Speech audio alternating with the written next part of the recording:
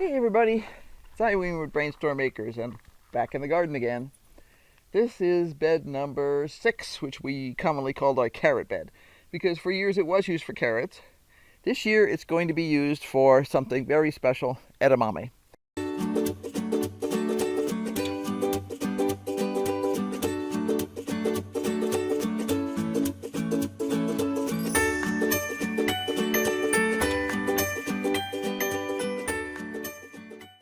So I'm going to get started on moving stuff out of it.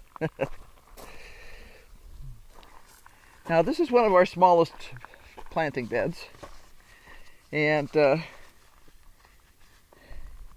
we have tried hard to make it as luscious as possible so that the carrots would be happy here. I'm going to have to pull out a few odd bits and pieces of things. There's some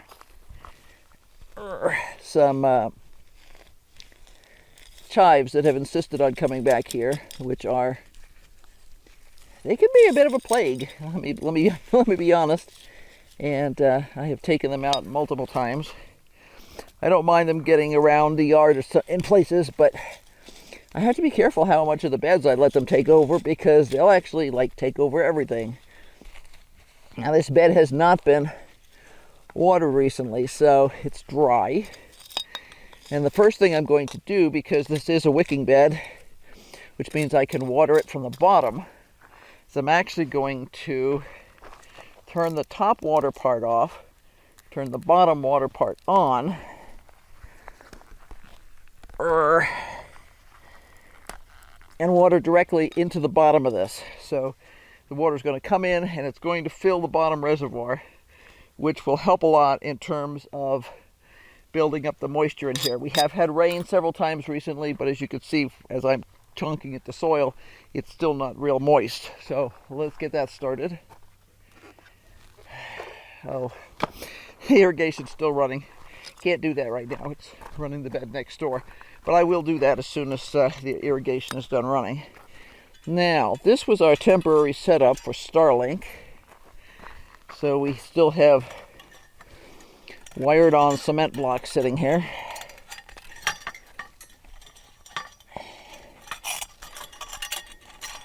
Which I need to remove. This worked great though. It allowed us to test to see whether Starlink was actually going to function for us. And the answer, fortunately, was yes. So we're in the process of trying to get the other company to shut off, which is hysterical. My husband Henry shut it off last month, and of course they're like, we don't have any record of that. I'm like, yeah, right. Just because we haven't used you in a month doesn't mean anything, does it? Yeah, that's one of the big deals when you move out to the country. A lot of places in the United States that are quote-unquote country have extremely poor connectivity, and you don't even think about that if you come from a city area. You're just like, yeah, it won't be any problem, right? Yeah, it'll be a problem. Now, this is one of our rain gauges.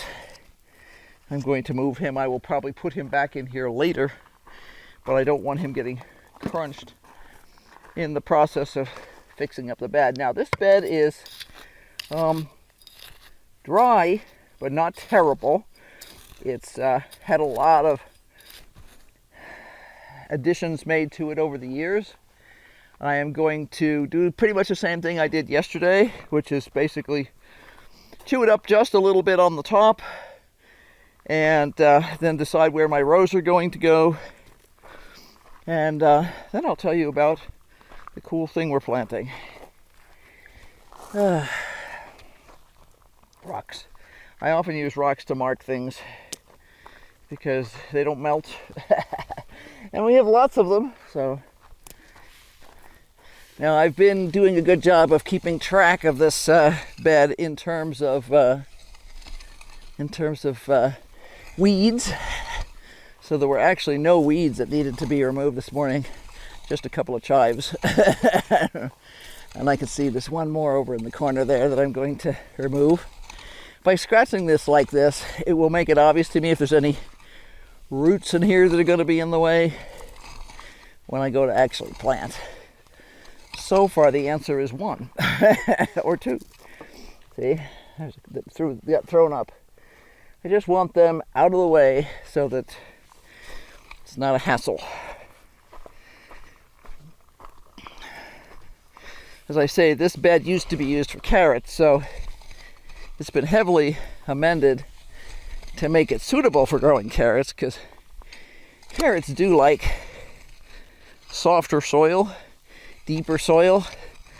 This actually was one of the first deeper beds that we made so that we would have something deep enough and soft enough to actually grow carrots. We have grown carrots, usually short varieties, in some of the other beds. It works okay, but not as well as this bed does.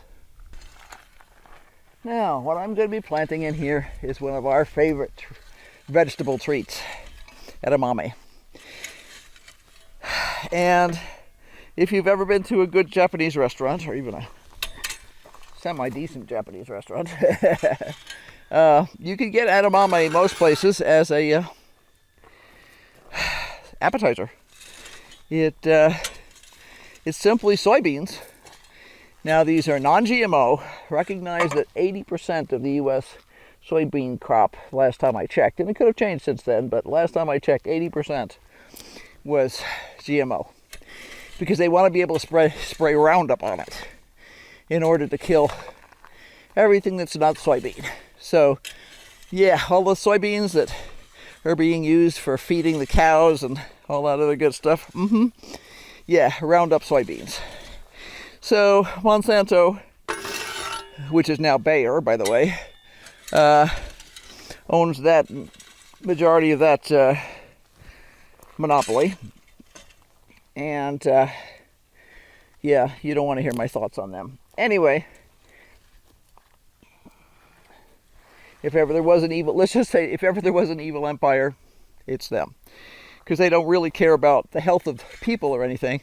All they care about is their money. So, we have edamame. And edamame is a soybean. It is, you get the pod with these little fat edamame beans in it, which look kind of like small lima beans, like baby lima beans almost. But they only taste like soybeans, and they don't taste like lima beans. They're not nearly as starchy as lima beans are, and they're wonderful, and we love them. We can buy them frozen sometimes, and actually frozen edamame is not bad at all. But, as with most things, fresh is always better. So, we want to have our own. I did grow some last year, and oh man, we loved them. So we decided this year we would grow again. I usually get my seeds from Johnny's. They did not have my seeds. So I went to Hoss Tools, and this is the first year I believe that Hoss Tools has ever carried edamame, which is awesome because, you know, I would have had to scrounge around. I trust Hoss in terms of being a ethical seed supplier. They're a family-owned business, and they do make a major effort to try and do a good job. So this is called Chiba Green Organic Edamame.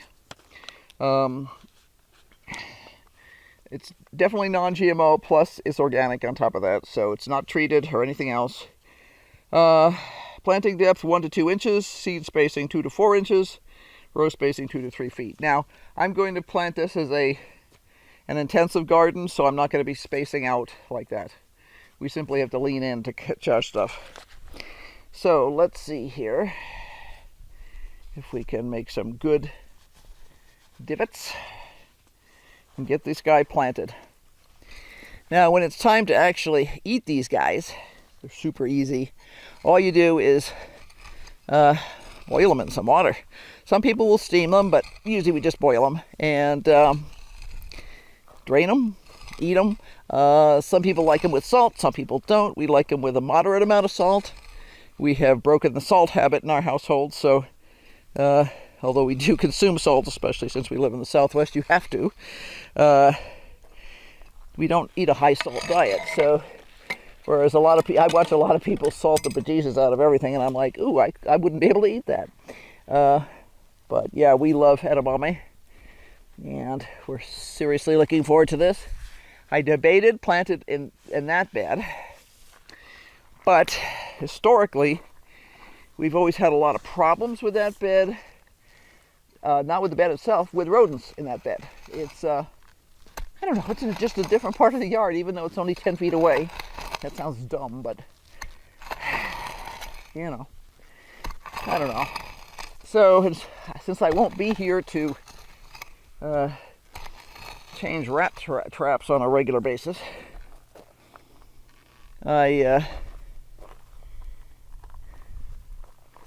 smelling something awesomely weird. I was thinking it might be a dead mouse around here, but I don't smell it. I mean, I don't see it. I sort of smell it, but I don't see it. So anyway, I'm gonna make my troughs. Anyway, so we're really hoping this works this year. It did work last year. So, crossing fingers again that it works this year too. Now, I'm not sure how much each one of these beds is going to, each one of these rows is going to take in terms of seeds. I don't want to crowd it if I don't have to. But I'm trying to think about how I grew it last year. I think it will work just fine if I do this. This kind of goes to what they would call a square foot or a biodynamic French intensive garden, where you're planting much closer and the plants are actually creating their own microclimate. Used to do that a lot when I lived in California, and geez, it worked. I had a very small garden there, and I had munchy children who loved to eat the veggies out of the garden raw, so which is fine with me, because the whole point was to have fresh veggies to eat. We were also extremely spoiled because we could, on relatively short notice, go to a farm stand associated with a farm and pick up stuff that had been picked that day.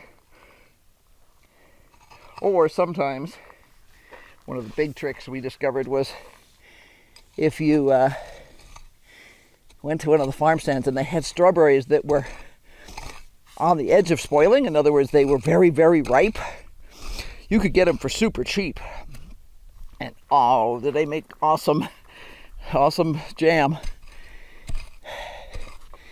You know, you basically need to go home and process them, which we would. We would just sit there and process them right away and have awesome strawberries. But yeah, they, rather than letting them spoil, they would sell them cheap. And that was great. So sometimes when we didn't have enough of our own strawberries, we would take advantage of that. Because it depended on which house we were in as to how good our garden was. Some places were better than others. Okay. I think that'll be good enough. So, let's get going. I need to dump this out and turn it upside down. One of the things that we try and be careful of at this time of year is making sure that we're not collecting water anywhere. Because, you know, you're used to having buckets out in the yard. Well, you can develop mosquitoes. And mosquitoes carry good things like West Nile virus and Zika and all kinds of fun stuff. I know in Arizona they can carry West Nile, so let's not push our luck. Okay, planting depth 1 to 2, seed spacing 2 to 4. I think last year 4 worked really well, so we'll do 4 again.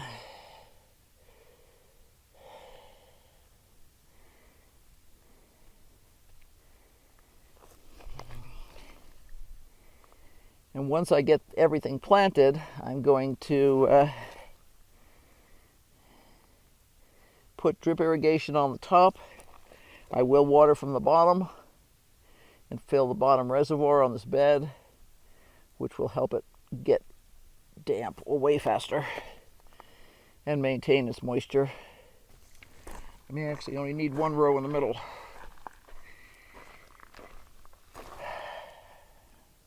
Okay, that's 25 seeds right there. That's half of the seeds that are supposed to be in this container.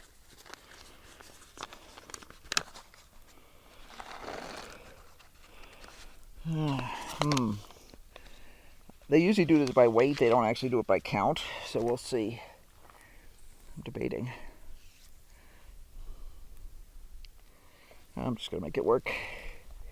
I just don't want to have bare spots in the bed, you know. I'll only need one center row of this bed. I was looking at the quantity and I was like, you know, we only bought one pack of this because we've never tried the variety before, and we wanted to give it a try, and we weren't going to grow a huge amount this year, but we did want some. So I've got the outside two beds, the two rows here done. I am going to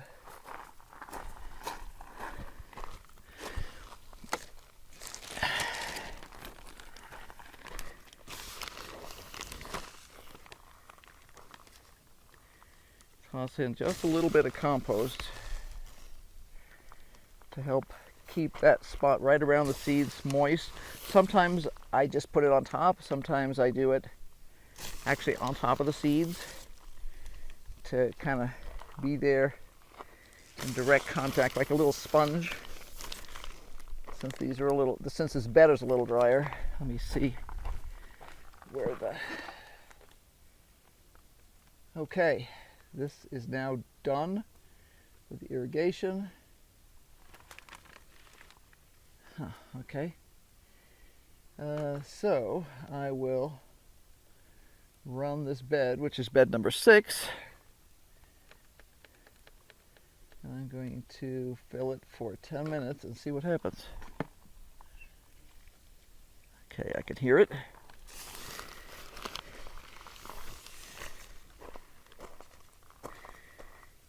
This will take a little while to fill, but I'll be watching it. I try not to I don't have that valve open all the way because it'll just sort of go too fast and start squirting water out the exit here, because there's an exit over there to keep the bed from drowning if we were to ever get, 4 inches of rain a day for a week or something.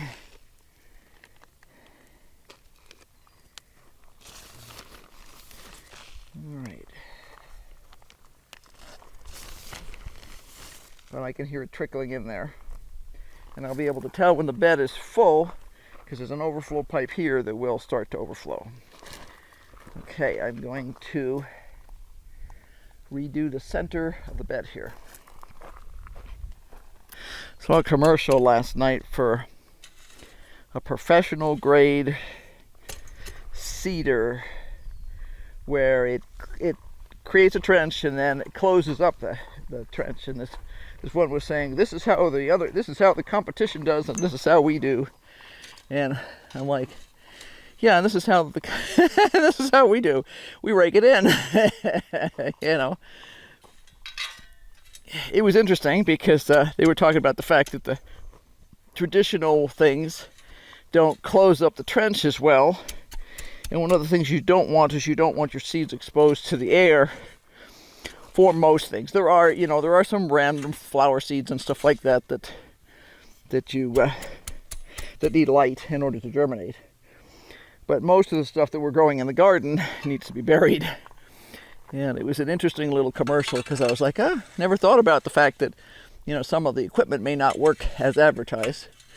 I shouldn't be surprised, of course, because lots of stuff doesn't work as advertised.